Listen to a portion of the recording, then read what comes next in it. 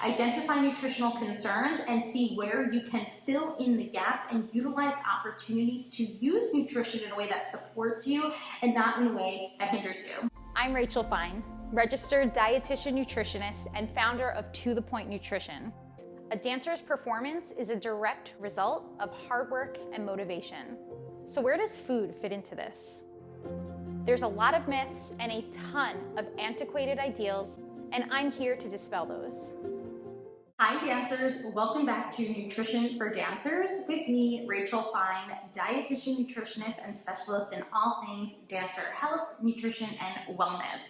So today we are talking about some of the most common nutritional concerns that I see as a dietitian for dancers. But before I dive into the most common nutritional concerns, I do want to make it very apparent that there are a lot of nutritional concerns that I'm not necessarily going to speak about in this video, but I do cover most of them on my blog, dancenutrition.com. Highly recommend you check it out. Some of these nutritional concerns include whether or not dancers should go vegan, should follow or how can they follow a plant-based diet while still getting in everything they need for optimal metabolic and physical functioning. Calories is another major concern for dancers, something that we are going to be speaking about today. The topic of processed foods and whether or not dancers should or can include these in their meal plans is another major concern that I often hear about.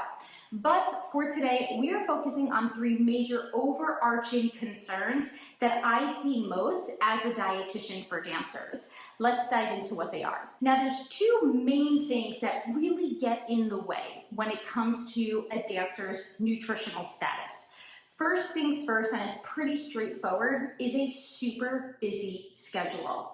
Dancers are most often on the go, traveling to classes, perhaps balancing an intense academic coursework plan with a pretty intense dancing schedule as well.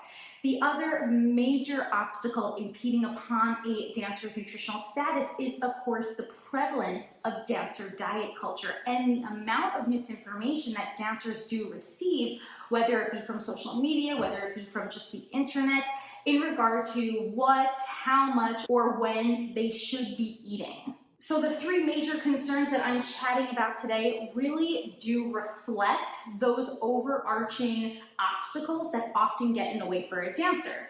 The first is going to be appetite dysregulation. So let's first chat a little bit about what appetite regulation means. Now, this is not referring to any supposed amount or level of control around when or how much you eat, but rather your ability to both listen and honor intuitive cues of hunger, fullness, and of course satisfaction. Now that third one, satisfaction, might not necessarily always be a priority, especially when it comes to certain things that might or might not be accessible at the moment. So let's first really focus on appetite cues of hunger and fullness. Now when you are experiencing appetite regulation, you're often experiencing a subtle ebb and flow of these cues throughout your day. This is totally normal for humans, this is totally normal for dancers, but remember, a dancer's baseline of what they need in regards to nutritional intake is higher than the average person's. So the ability to maintain appetite regulation as a dancer often involves more frequent and more substantial meals and snacks to help sustain those steady ebbs and flows of hunger and fullness, those natural ebbs and flows that we do experience throughout the course of a day. Now, appetite dysregulation. Common reasons for this, as I mentioned earlier, it's a busy schedule. When we are super busy, sometimes we can easily just forget to eat a meal or a snack. That steady flow of your appetite, of your hunger and fullness cue starts to look a little bit more like this. Now, if you are experiencing a more extreme level of hunger, you're often going into your meals and snacks with the sole purpose of making up for that energy deficit. So tools like mindful eating in these instances often go out the window because because at that moment, your body is really only focusing on making sure it gets what it needs from a biological standpoint. We often call this rebound hunger. And it's essentially extreme hunger where your body, again, is really prioritizing its biological need for nourishment. So choosing foods that might satisfy you more, being able to tune in, or building a more mindful eating experience really are not the priority in this moment. So this is a very common experience with appetite dysregulation. You're experiencing these moments of extreme hunger, which are most often then followed by moments of extreme feelings of fullness, eating past a point of physical comfort. So I'm not referring to any instances of portion control or even sticking to any specific serving size or going over a serving size. I'm actually really only focusing on the somatic feelings after a meal. And most often with appetite dysregulation, you are going between these extremes, feeling incredibly hungry to then often feeling a point of physical discomfort after eating. Now, within this nutritional concern is often the challenge of building a supportive relationship with food, because most often dancers will then feel as if they are often quote unquote overeating, maybe binge eating, maybe even emotional eating, when in fact your concern of perhaps eating too much is actually a reflection of not eating enough earlier on. So this is a major concern for a lot of dancers, and the best way you're going to navigate it is by honoring what we call practical hunger. Practical hunger is eating in response to a flexible schedule. I'm not talking about strict times on your meals and snacks. I'm talking about having a bit more intent, planning ahead, mainly planning emergency snacks so you don't end up in these situations where you are experiencing extreme hunger. Now, you can utilize the hunger fullness scale to help you in identifying a range of comfortable hunger and comfortable fullness, and how you can navigate through your day experiencing both of these instances.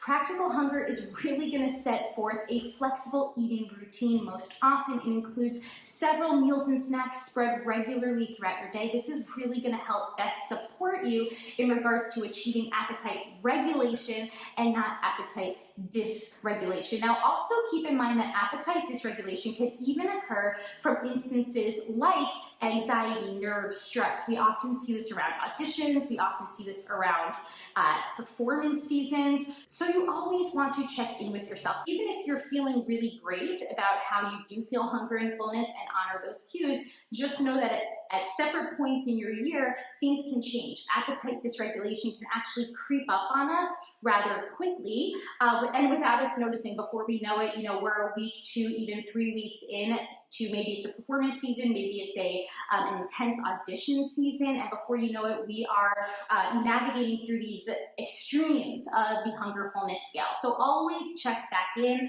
utilize practical hunger to help navigate through what could be a period of appetite dysregulation. Now, the next major nutritional concern that I see amongst dancers is the vulnerability to wellness trends. So I say it all the time, misinformation is rampant in studios, it's rampant on social media, right?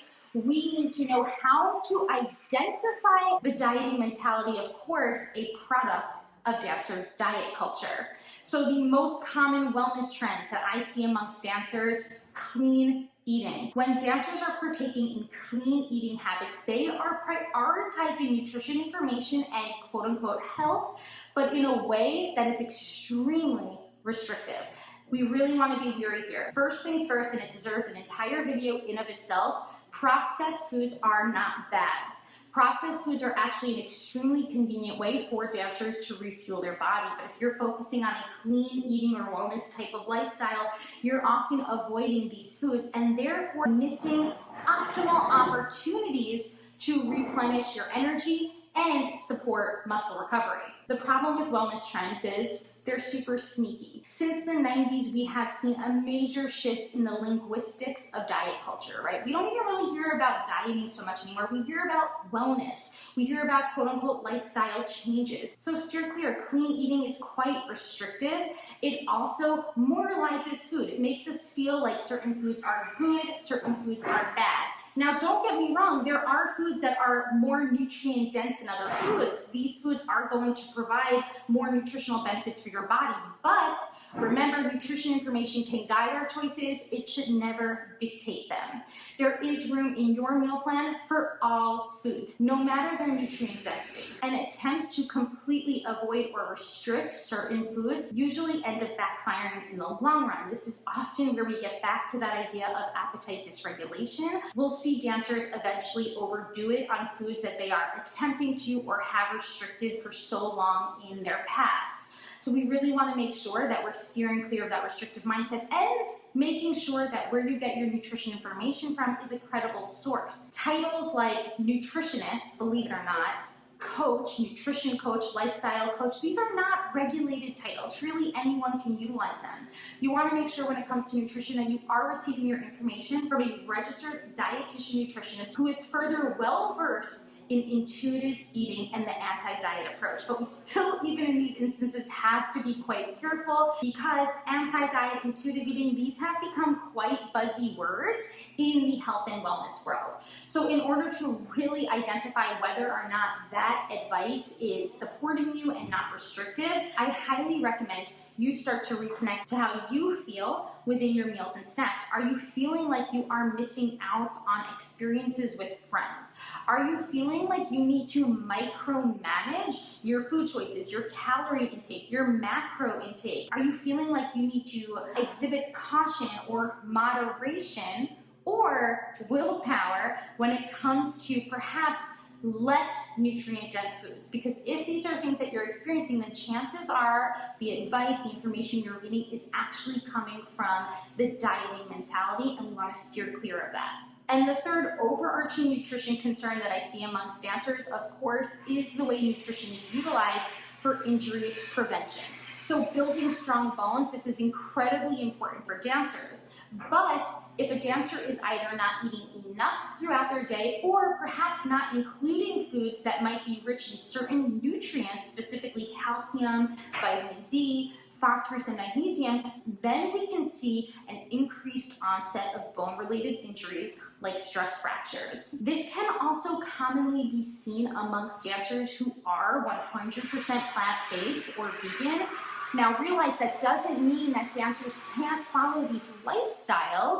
You can in fact follow a vegan lifestyle and have it not be restrictive. It just should be planned alongside the help of a registered dietitian nutritionist to make sure that your intent behind these lifestyles is not coming from a restrictive place. And if you are currently in recovery for disordered eating or an eating disorder, then these 100% plant-based lifestyles might not actually be supporting you, especially within your ability to heal from diet culture. But with that being said, crafting meals and snacks that are rich in the macronutrients, carbs, protein, fat, incorporating foods that are rich in those micronutrients that I mentioned earlier, calcium, vitamin D. Of course, other micronutrients that are important for dancers include iron, zinc, and B12.